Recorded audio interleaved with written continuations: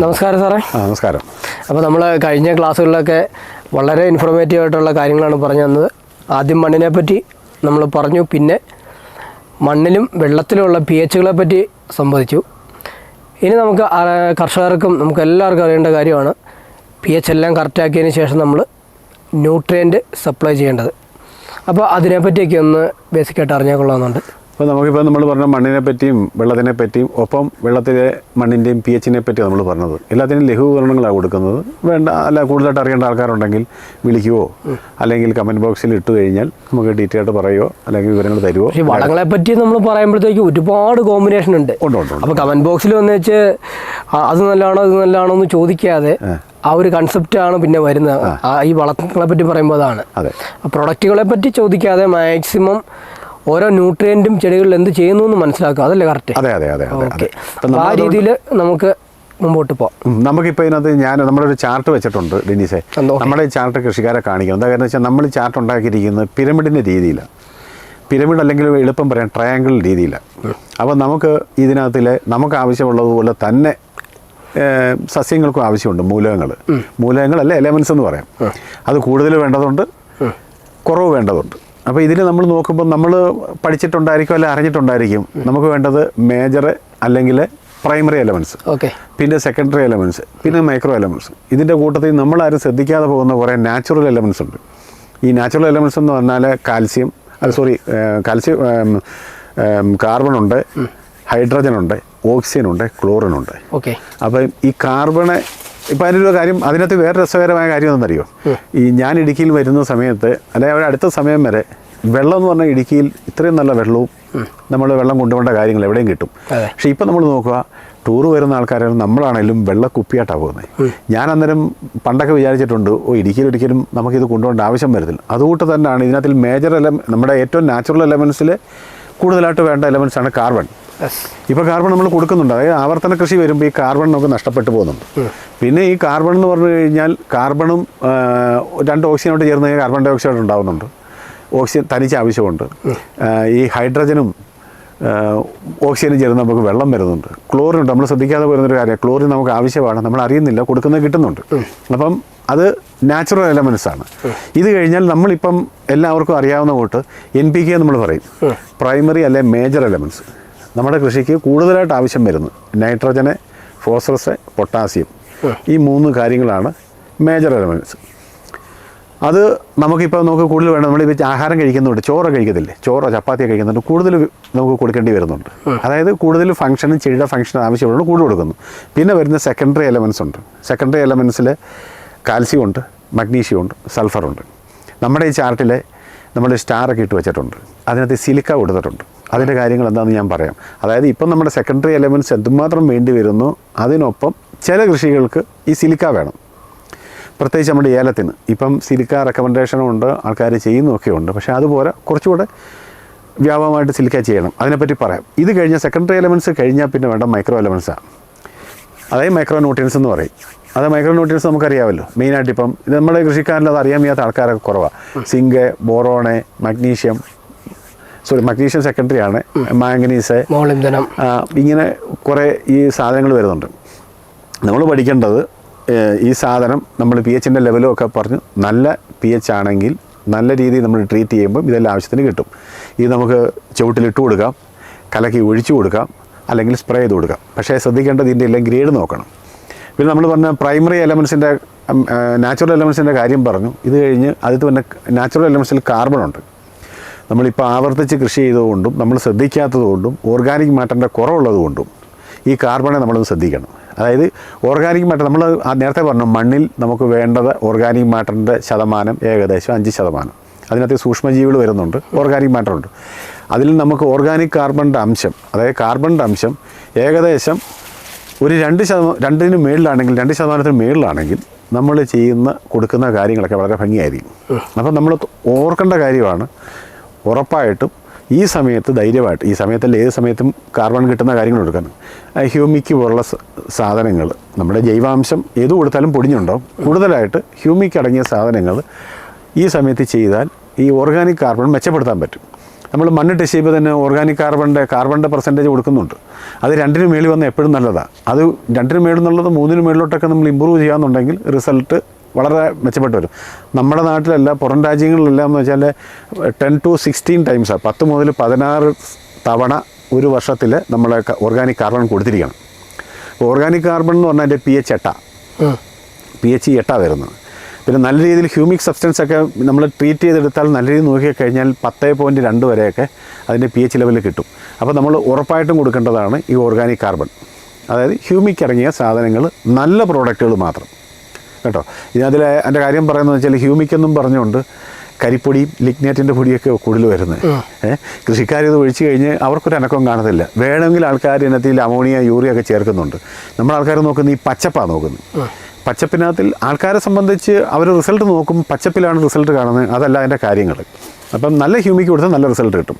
അതുകൂടാതെ നമ്മളിപ്പം ഈ ചാർട്ട് കൊടുത്തിട്ടുണ്ട്. ചാർട്ടിൽ നമ്മൾ കണ്ട ഒരു കാര്യം, നമ്മൾ സിലിക്ക, നമ്മൾ ഈ ചാർട്ട് നോക്കുമ്പോൾ മനസ്സിലായി സിലിക്ക ശരിക്കും സെക്കൻഡറി ന്യൂട്രിയൻസിൻ്റെ ഒപ്പം ചേർത്ത് വെച്ചേക്കുന്നത്. അതായത് ഏലത്തിനെ സംബന്ധിച്ച് സിലിക്ക എല്ലാ കൃഷിക്കും വരെ ചില കൃഷിക്ക് വേണ്ടുന്നുണ്ട്. ഏലത്തിന് നമുക്ക് വേണം സെക്കൻഡറി ന്യൂട്രിയൻസിനൊപ്പം സിലിക്ക വേണം. അപ്പോൾ നമ്മൾ ചെയ്യേണ്ട കാര്യം എന്ന് വെച്ച് കഴിഞ്ഞാൽ ഈ സമയത്ത് മരുന്ന് സ്പ്രേ ചെയ്യുവാണെങ്കിലോ വളം നിങ്ങൾ ചവിട്ടി കൊടുക്കുകയാണെങ്കിലോ ഒഴിക്കോ ഇടുകയോ ചെയ്യുവാണെങ്കിൽ ഈർപ്പം ഉണ്ടെങ്കിൽ ഇട്ട് കൊടുക്കുന്നതിന് കുഴപ്പമില്ല. ഇട്ട് കൊടുത്താൽ ഈ സിലിക്ക ഏത് ഫോമിലുള്ള സിലിക്കയാണെങ്കിലും നിങ്ങൾക്ക് ഇതിനൊപ്പം മണ്ണി കൊടുക്കുകയും സ്പ്രേയും ചെയ്ത് കൊടുത്തു കഴിഞ്ഞാൽ നല്ലതായിരിക്കും. വർഷത്തിൽ വേണമെന്നുണ്ടെങ്കിൽ ഈ സിലിക്കയുടെ ആപ്ലിക്കേഷൻ 2-3 ആപ്ലിക്കേഷൻ കൊടുക്കുന്നത് നല്ലതായിരിക്കും. ഇതിൻ്റെ ആൾക്കാർ തെറ്റായിട്ട് പറയുന്നത് സിലിക്കയുടെ പ്രാധാന്യം എന്ന് പറഞ്ഞു കഴിഞ്ഞാൽ സിലിക്ക എന്ന് പറഞ്ഞു കഴിഞ്ഞാൽ മണ്ണിലെ pH മെയിൻറ്റെയിൻ ചെയ്യാൻ, വാട്ടർ ഹോൾഡിംഗ് കപ്പാസിറ്റി. അപ്പോൾ ഈ വാട്ടർ ഹോൾഡിംഗ് കപ്പാസിറ്റി പറയുമ്പോൾ കൃഷിക്കാർ അല്ലെ ചില ആൾക്കാർ പറയും, നമ്മുടെ ആൾക്കാർ ഒരു ധാരണയുണ്ട്, ഈ വാട്ടർ ഹോൾഡിംഗ് കപ്പാസിറ്റി എന്ന് പറഞ്ഞു കഴിഞ്ഞാൽ ഏത് സാധനത്തിനും നമ്മൾ ചുമടെടുക്കുന്നതിൻ്റെ കൂട്ടല്ല, അതിൻ്റെ തുല്യമായിട്ടുള്ള വെയിറ്റ് അല്ലെ തൂക്കം വരുന്നത്, അല്ല അതിൽ കുറവേ പറ്റത്തുള്ളൂ. അപ്പോൾ നമ്മളൊരു 100 ഗ്രാം സിലിക്ക കൊടുത്താൽ ഒരു 100 ഗ്രാം അല്ലെ അതിന് ഈക്വലായിട്ടുള്ള വെള്ളമേ അത് ചെയ്യത്തുള്ളൂ. അത് അടുത്ത സമയങ്ങളിൽ തന്നെ ചെടി ആവശ്യത്തിന് പോകുന്നുണ്ട്, കുഴപ്പങ്ങളൊന്നും വരുന്നതല്ല. അപ്പോൾ സ്പ്രേ ചെയ്ത് കൊടുത്തു കഴിഞ്ഞാൽ പിന്നെ നാരുകെട്ടി കൂടാൻ, കീടങ്ങളുടെയും കുമിളുകളുടെയും മറ്റു പല ആക്രമണങ്ങൾ കുറയ്ക്കാൻ ഈ സിലിക്ക നല്ലതാണ്. ഇതെല്ലാം പറഞ്ഞിട്ടൊരു കാര്യം പറയാം, സിലിക്ക അടിച്ചിട്ട് അങ്ങനെ സംഭവം ഉണ്ട് കേട്ടോ. സിലിക്ക അടിച്ചിട്ട് എനിക്ക് തണ്ടുവരപ്പൻ്റെ ശല്യം ഉണ്ടായെന്ന് പറഞ്ഞ ആൾക്കാരുമുണ്ട്. ഇവരുടെയൊക്കെ വിചാരം ഇതിൻ്റെ ശരിക്കുമുള്ള ഒരു സ്റ്റഡി ഇല്ലാതെ ഇതടിച്ചു ഇനി ഒന്നും വേണ്ട ആ രീതിയുണ്ട്. അത് നമ്മൾ മാറ്റണം. വേണമെങ്കിൽ നമുക്കൊരു കാര്യം ചെയ്യാവുന്ന ഈ സിലിക്കായും നല്ല ഹ്യൂമിക്കൂടെ ചേർത്ത് കഴിഞ്ഞാൽ നമുക്ക് ഒഴിച്ചു പോകാം. ഈ സിലിക്ക നമ്മൾ ഉപയോഗിക്കുന്ന മരുന്നിനൊപ്പം അടിച്ചു പോകാം. പിന്നെ സിലിക്ക ചേർക്കുമ്പോൾ ഒരു കാര്യമാണ് ശ്രദ്ധിക്കുക, നമ്മൾ ഏത് മരുന്നോ അല്ലെങ്കിൽ ഈ വളങ്ങളോ കൂട്ടുവാണെങ്കിൽ ആദ്യം സിലിക്ക ചേർക്കുക. ഈ സിലിക്ക ചേർത്ത് കഴിഞ്ഞാൽ 2-3 ഗുണങ്ങളുണ്ട്. സിലിക്ക ആദ്യം ചേർത്ത് കഴിഞ്ഞാൽ അതിൻ്റെ ഗുണങ്ങൾ കൂടും. പിന്നെ നമ്മൾ ഈ പറഞ്ഞ നേരത്തെ കുറേ ടോക്സിക് ആയിട്ടുള്ള കുറേ എലമെൻസ് ഉണ്ട്, അയൺ അങ്ങനെയുള്ള, ഇതിനെ ഒരു പരിധി വരെ ന്യൂട്രലാക്കാനും ഈ സിലിക്ക നല്ലതാണ്. സിലിക്ക നമ്മൾ പറയുമ്പോഴത്തേക്കും ഉണ്ട്, നമ്മളിപ്പോൾ ഇവിടെ ഒത്തിരി സിലിക്ക പറയുന്നുണ്ട്. നമുക്ക് പൊട്ടാസ്യം സിലിക്കേറ്റ് നല്ലതാണ്, മഗ്നീഷ്യം സിലിക്കേറ്റ് നല്ലതാണ്, ഹ്യൂമസ് സിലിക്കേറ്റൊക്കെ നല്ലതാണ്. ഈ സോഡിയം സിലിക്കേറ്റ് അങ്ങനെ കുറേ കാര്യങ്ങളൊക്കെ ഉണ്ട്. അത് നമ്മുടെ തെങ്ങ്, അടയ്ക്ക അതിനൊക്കെ പറ്റത്തുള്ളൂ. സിലിക്കയുടെ ഇത്രയും പ്രാധാന്യം ഉണ്ടെന്നുള്ള കാര്യം നമുക്ക് ഇപ്പോഴൊക്കെ മനസ്സിലാവുന്നില്ലേ? പിടിക്കുക. പിന്നെ അത് തന്നെയല്ല, നമ്മൾ ഇത് സിലിക്ക ഭയങ്കര ആവശ്യമുള്ളതാണ്. ഇതിപ്പോൾ ഞാൻ പറഞ്ഞില്ലേ, ഇത് ഈ ജേർണൽ അമേരിക്കൻ ഓസ്ട്രേലിയൻ ജേർണലാണ് ഇതൊക്കെ. ഇപ്പോൾ ഇവിടെ ഒന്നും ഇതൊന്നും കിട്ടത്തില്ലെന്നല്ല, പുറത്ത് നമ്മൾ കൃഷി ചെയ്യാൻ പോയാലേ നമ്മൾ ഇതിന് കിട്ടത്തുള്ളൂ. അതെ അതെ. അപ്പോൾ സാറേ, നമ്മുടെ കഴിഞ്ഞ എപ്പിസോഡ് കണ്ടപ്പോഴൊക്കെ കുറച്ച് കർഷകരൊക്കെ നല്ല സംശയം ചോദിച്ചു. അതിലൊരു പ്രധാനമായിട്ട് ഒരാൾ ചോദിച്ചൊരു സംശയമാണ് കാൽസ്യത്തിനെ പറ്റി പറഞ്ഞപ്പോൾ എല്ലുപൊടി ഇട്ട് കൊടുത്തു കഴിഞ്ഞാൽ pH കറക്റ്റാവുമെന്ന്. അപ്പോൾ അത് ന്യൂട്രിയൻ്റ് ആയിട്ടാണ് നമുക്ക് മനസ്സിലാവും. അപ്പോൾ അതിന് കൃത്യമായൊരു ക്ലാരിഫിക്കേഷൻ, എൻ്റെ പലർക്കും ഇതുപോലെ സംശയങ്ങളുണ്ടാവും. അതൊന്ന് ജസ്റ്റ് ഒന്ന് ക്ലാരിഫൈ ചെയ്യാമോ? നമുക്ക് ചില സാധനങ്ങൾ ചിലതിനൊപ്പം ചേർന്ന് വരുന്നുണ്ട്. അത് ആ സമയത്ത് നമുക്ക് ഗുണപ്പെടുവില്ലെന്ന് പറയാൻ പറ്റത്തില്ല. ഏതെങ്കിലും സമയത്ത് ഗുണപ്പെട്ടേക്കാം. പക്ഷേ കൃഷി ചെയ്യുമ്പം നമുക്ക് ഒരു വർഷത്തെ കൃഷി തുടങ്ങുന്നു. ഈ തുടങ്ങിക്കഴിഞ്ഞാൽ ഈ കൃഷി ഈ വർഷം നമുക്ക് ലാഭകരമാക്കണമെങ്കിൽ അന്നേരം ചെയ്യേണ്ട കാര്യങ്ങൾ കമ്പൽസറി ചെയ്യണം. ഇപ്പം ഡോളോമൈറ്റോ, കുമ്മായോ, അസിഡിറ്റി ക്ലിയർ ആക്കാനുള്ള സാധനങ്ങൾ. അതെ, ഇപ്പോൾ ഇത്ര വെയിൽ വരുന്നുണ്ട്, ചൂട്. ഇപ്പം നമ്മുടെ ശരിക്കും ഈ കഴിഞ്ഞ മാസം ഒരു ചെറിയ മഴയൊക്കെ കിട്ടിയപ്പം നമുക്കൊരു സന്തോഷമൊക്കെ ആയി. പക്ഷേ ഇപ്പം അങ്ങനെയല്ല, കാലാവസ്ഥ ഒന്ന് വ്യത്യാസപ്പെട്ടിട്ടുണ്ട്. മുൻപുണ്ടായിരിക്കുന്നതിലും കൂടുതലായിട്ട് ടെമ്പറേച്ചർ കൂടിയിട്ടുണ്ട്. അപ്പോൾ നമ്മൾ ചെടി പ്രൊട്ടക്റ്റ് ചെയ്യാനായിട്ട് ഈ സിലിക്ക പോലുള്ള സാധനങ്ങൾ ചെയ്യുക. ശരിക്കും പറഞ്ഞാൽ സിലിക്ക എന്ന് പറഞ്ഞാൽ സിലിസിക് ആസിഡ് കൺവേർട്ട് ചെയ്താലേ ചെടിക്ക് അതിൻ്റെ ഫംഗ്ഷൻ നടക്കത്തുള്ളൂ. അതിനുള്ള കാര്യങ്ങളും മണ്ണിലും ചെടിയിലൊക്കെ സംഭവിച്ചോളും. അത് നമ്മൾ നോക്കണ്ട, അതൊക്കെ സ്വാഭാവികമായിട്ട് വരുന്നതാണ്. പിന്നെ നമുക്ക് വേണ്ടത് എന്ന് പറഞ്ഞു കഴിഞ്ഞാൽ ഈ വെള്ളം കുറവുള്ള സ്ഥലങ്ങളിൽ നനയ്ക്കാനും സംവിധാനം ഉണ്ടെങ്കിൽ അത് നേരത്തെ ചെയ്യണമായിരുന്നു. നമുക്ക് ചെയ്യാൻ തന്നെ ഈ പൊട്ടാസ്യം പോളി ആക്രിലേറ്റ് ഉണ്ട്. അത് എളുപ്പമെന്ന് പറഞ്ഞു കഴിഞ്ഞാൽ നമ്മുടെ കുഞ്ഞുങ്ങളിലൊക്കെ കുഞ്ഞുങ്ങളിലല്ല വലിയവരുടെ ഡയപ്പറിലൊക്കെ ഉപയോഗിക്കുന്ന ആ മെറ്റീരിയൽ. അത് ചെയ്യുന്നതിൽ തന്നെ ഇവിടെ പലരും പരാജയപ്പെട്ടതിന് കാരണം ഇവരെന്ത് ചെയ്യുന്നറിയോ, ഇത് കൊണ്ടൊന്നും മണ്ണിൻ്റെ മുകളിൽ വിതറിയിട്ട് പോകും. അങ്ങനെയല്ല ചെയ്യേണ്ടത്. ഇത് കുറച്ച് മണലുമായിട്ട് മിക്സ് ചെയ്യണം. മിക്സ് ചെയ്തിട്ട് ഇട്ടിട്ട് വെള്ളം ഒഴിക്കണം. മണ്ണോട്ട് മിക്സ് ചെയ്യണം. അല്ലെങ്കിൽ ചെറിയ കുഴി തോണ്ടിയിട്ട് ഇട്ട് പോകണം. പിന്നെ നമുക്കിപ്പോൾ ശ്രദ്ധിക്കേണ്ട ഒരു കാര്യം, നമ്മുടെ ആൾക്കാർ എന്നോട് വിളിച്ച് ചോദിച്ചായിരുന്നു, മരുന്നിനെ പറ്റി ചോദിച്ചായിരുന്നു. ഇങ്ങനെ ചോദിച്ചു. അപ്പം ഞാൻ അവിടെയൊക്കെ പറഞ്ഞു, നമ്മൾ കുറേ കെമിക്കലുകൾ പറയാം, നിങ്ങൾക്ക് ആവശ്യമുള്ള ഉപയോഗിക്കുക. ഇപ്പോൾ നമുക്ക് ശരിക്കും പറഞ്ഞു കഴിഞ്ഞാൽ ഈ ഒരു കാലാവസ്ഥ വരുമ്പോൾ ശ്രദ്ധിക്കേണ്ടത്, ടെമ്പറേച്ചർ കൂടി, ഹ്യൂമിഡിറ്റി കൂടി, അല്ലെങ്കിൽ ഹ്യൂമിഡിറ്റി കുറഞ്ഞു, ഈ സമയത്തെന്ന് വെച്ചാൽ പെസ്റ്റിൻ്റെ അല്ലെങ്കിൽ ഫംഗലിൻ്റെ ഇൻഫെക്ഷൻ കൂടുതലാണ്. മെയിനായിട്ട് ഇപ്പോൾ തണ്ടുതുരപ്പൻ്റെയും ത്രിപ്സിൻ്റെയും ആക്രമണം കൂടുതലായിരിക്കും. എന്ന് വെച്ചാൽ ഈ ക്ലൈമറ്റ് അതിനെ കൂടുതൽ പെരുകാൻ സഹായിക്കുന്നുണ്ട്. പിന്നെ തണ്ടുതുരപ്പൻ്റെയും ത്രിപ്സിൻ്റെയൊക്കെ ലൈഫ് സൈക്കിൾ എന്ന് പറഞ്ഞാൽ ഏകദേശം 30 ദിവസം കൊണ്ട് തീരും. അതായത് മുട്ട മുതൽ അടുത്ത പ്യൂപ്പയിലോട്ട് പോകുന്നൊരവസ്ഥ എന്ന് വെച്ചാൽ, അല്ല വിരിഞ്ഞു വരുന്ന അവസ്ഥ 30 ദിവസം കൊണ്ടൊക്കെ കഴിയുന്നതാണ്. പക്ഷേ ഇത് കണ്ടമാനം പെരുകുന്നുണ്ട്. പിന്നെ പെട്ടെന്ന് നമ്മുടെ ഈ പൊടിമഴ അത് ഫംഗൽ ഇൻഫെക്ഷൻ കൂട്ടുന്നുണ്ട്. അപ്പോൾ നമുക്കിപ്പോൾ ചെയ്യാൻ പറ്റുന്ന തണ്ടുതുരപ്പനായിട്ട് നമ്മുടെ ക്ലോറാൻട്രാൻലിപ്രോൾ എന്ന് പറഞ്ഞ മരുന്നുണ്ട്. അതൊരു 30 മില്ലി കൊറാജിൻ്റെ കെമിക്കൽ. അതെ, കൊറാജിൻ്റെ കെമിക്കൽ. അപ്പോൾ നമുക്കൊരു കാര്യം കൂടെ ചെയ്യണം. നമ്മളിപ്പോൾ നിൽക്കുന്ന സ്ഥലമുണ്ട്, ഇതും അടുത്തൊരു സ്ഥലമായിട്ട് ഒരു 10 കിലോമീറ്റർ വ്യത്യാസം, ഏരിയൽ ഡിസ്റ്റൻസ് ഉണ്ടെങ്കിൽ പോലും ചിലപ്പോൾ ടെമ്പറേച്ചറിലും മറ്റു പല കാര്യങ്ങളിലും ഒക്കെ വ്യത്യാസം വരാം. അതുകൊണ്ട് ആ കാലാവസ്ഥയും കൂടെ നോക്കിയിട്ട് വേണം നമ്മൾ ആ മരുന്നിൻ്റെ ഡോസ് നിശ്ചയിക്കാൻ. ഒരു എക്സ്പേർട്ടുമായിട്ടൊക്കെ ചോദിച്ച് ചുമ്മാ നമ്മളെടുത്ത് ഉപയോഗിക്കരുത്. അപ്പോൾ ഏകദേശം ഈ ക്ലോറാൻട്രാൻലിപ്രോൾ എന്ന് പറഞ്ഞാൽ 30 മില്ലി 200 ലിറ്റർ ഒരു ഡ്രമ്മിൻ്റെ അല്ലെ 200 ലിറ്ററിൻ്റെ കണക്കാണ് പറയുന്നത്. അപ്പോൾ നമ്മൾ സാധാരണയായിട്ട് 200 ലിറ്ററിൻ്റെയാണ് കൂടുതൽ ആൾക്കാർ ഉപയോഗിക്കുന്നതുകൊണ്ടാണ് അതിൻ്റെ കണക്ക് പറയുന്നത്. പിന്നെ നമുക്ക് പറഞ്ഞാൽ സിയാൻട്രാൻലിപ്രോൾ ഉണ്ട്, ഈ ഒരു ജനറേഷൻ വരുന്നത്. അതും നമുക്ക് ഉപയോഗിക്കാം. ഒരു 80 മില്ലി വരെയൊക്കെ ഉപയോഗിക്കാം. പിന്നെ നമ്മുടെ സ്പെനിട്ടോറാം ഉണ്ട്. സ്പെനിട്ടോറാം എന്ന് പറഞ്ഞ ബ്രാൻഡ് നെയിം നമ്മൾ പറയുന്നില്ല, അത് ആൾക്കാർക്ക് അറിയാവുന്ന. അതാണെങ്കിൽ ഒരു 60 മില്ലി കൊടുക്കാം. അതല്ലെങ്കിൽ സൈക്ലാൻലിപ്രോൾ എന്ന് പറഞ്ഞ കെമിക്കൽ വരുന്നുണ്ട്, ഒരു പുതുതായിട്ട് വന്നിട്ടുണ്ട്. അതും കുഴപ്പമില്ല, അതൊരു 80 മില്ലി വരെ നമുക്ക് കൊടുക്കാം. ഇതെല്ലാം കൊടുക്കുമ്പം ഇതെല്ലാം ആൾക്കാർ ആരെന്ത് പറഞ്ഞാലും നമ്മൾ അതിനൊപ്പമുള്ള സക്കിംഗ് പെസ്റ്റിനുള്ള മരുന്ന്, അതായത് ഇപ്പം നമ്മൾ കാണപ്പെടുന്ന സക്കിംഗ് പെസ്റ്റ് ആയിട്ടുള്ള ത്രിപ്സ് ഉണ്ട്, നമ്മൾ ഏലപ്പയെന്ന് വിളിക്കുന്നത് ത്രിപ്സ് ഉണ്ട്, സ്കെയിൽസ് ഉണ്ട്, സ്കെയിൽസ് ഇൻസെക്റ്റ് എന്ന് പറഞ്ഞാൽ അതിന് നമ്മുടെ ആൾക്കാർ ഊരെണ്ണോ അങ്ങനെയൊക്കെയാണ് പറയുന്നത്. പിന്നെ അത് കഴിഞ്ഞാൽ വെള്ളിച്ചയുടെ ശല്യം നമുക്ക് കാര്യമായിട്ട് കണ്ടിട്ടില്ല. പിന്നെ മൈറ്റ്സ് ഉണ്ട്. അപ്പോൾ ഇതിനുള്ള സാധനങ്ങൾ നിങ്ങൾ കൂട്ടിപ്പോകണം. അതിനായിട്ട് നമുക്ക് ഇമിഡ എന്ന് പറഞ്ഞാൽ 17.8% വേണമെങ്കിൽ ഒരു 60 മില്ലി ഉപയോഗിക്കാം. 30 മില്ലിയുടെ 30% ഉണ്ട്. അതിപ്പോൾ അവൈലബിൾ ആണെന്ന് 70% ഒരു 30 ഗ്രാം ഉപയോഗിക്കാം. പിന്നെ അസറ്റാമിപ്രൈഡ് ഉണ്ട്, 100 ഗ്രാം. പിന്നെ തൈമത്തോക്സാം ഉണ്ട്, അത് ലിക്വിഡും ഉണ്ട് പൗഡറും ഉണ്ട്. അത് ലിക്വിഡ് ആണെങ്കിൽ 60 മില്ലിയും പൗഡർ ആണെങ്കിൽ 100 ഗ്രാമൊക്കെ നമുക്ക് ഉപയോഗിക്കാം. പിന്നെ ഇതിൻ്റെ ക്യുരൽഫോസ് അങ്ങനെ കുറേ കാര്യങ്ങളൊക്കെ ഉണ്ട്. ഈ അസറ്റാമിപ്രൈഡും പ്ലസ് ക്ലോറാൻട്രാനിലിപ്രോളിൻ്റെ പൗഡർ വരുന്നുണ്ടല്ലോ, 85 രൂപ 90 ഉണ്ട്. അതൊരു 30 ഗ്രാം 200 ലിറ്റർ വെള്ളത്തിൽ കൊടുത്തു കഴിഞ്ഞാൽ നല്ല കൺട്രോളാണ്. 60 ഗ്രാം പാക്കറ്റാണ്. അപ്പോൾ നമുക്ക് ചെയ്യേണ്ടതെന്ന് വെച്ച് കഴിഞ്ഞാൽ ചിലപ്പോൾ അതിനകത്ത് അസറ്റാമിപ്രൈഡിൻ്റെ പെർസെൻറ്റേജ് കുറവാണെങ്കിൽ നിങ്ങൾ നോക്കുക, അവിടെ 18% നിങ്ങൾ സ്കെയിൽസിൻ്റെയോ അല്ലെ മറ്റ് സക്കിംഗ് പെസ്റ്റിൻ്റെ തീവ്രത അനുസരിച്ച് ഡോസേജ് എക്സ്പേർട്ടുമായിട്ട് ചുമ്മാതല്ല അറിയാവുന്നവരുമായിട്ട് ചോദിച്ചിട്ടാണ് ഡോസ് തീരുമാനിക്കുക. അല്ല, ഞാൻ കഴിഞ്ഞ ദിവസം ഒരു കടയിൽ ഇത് ഇരിക്കുന്നുണ്ട്, അതുകൊണ്ട് നല്ല പ്രോഡക്റ്റാണ്, നല്ല റിസൾട്ടും ഉണ്ട്. ചീപ്പ് ആൻഡ് ബെസ്റ്റ് ആട്ടോ, വിലയും കുറവാണ്, തീർത്തും വില കുറവാണ്. നമ്മൾ കൃഷിക്കാർക്ക് വളരെ ഗുണകരമായിട്ട് സാധനമാണ്.